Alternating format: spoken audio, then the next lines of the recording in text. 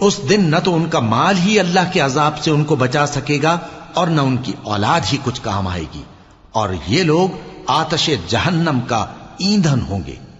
ان کا حال بھی فرعونیوں اور ان سے پہلے لوگوں کا سا ہوگا جنہوں نے ہماری آیتوں کی تکذیب کی تھی، تو اللہ نے ان کو ان کے گناہوں کے سبب عذاب میں پکڑ لیا تھا، اور اللہ سخت عذاب کرنے والا ہے۔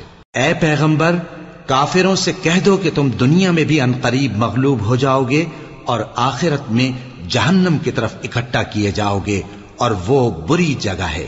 تمہارے لیے دو گروہوں میں جو جنگ بدر کے دن آپس میں بھیڑ گئے قدرت الہی کی عظیم الشان نشانی تھی۔ ایک گروہ مسلمانوں کا تھا، وہ اللہ کی راہ میں لڑ رہا تھا، اور دوسرا گروہ کافروں کا تھا، وہ ان کو اپنی آنکھوں سے اپنے سے دگنا مشاہدہ کر رہا تھا۔ اور اللہ اپنی نصرت سے جس کو چاہتا ہے مدد دیتا ہے۔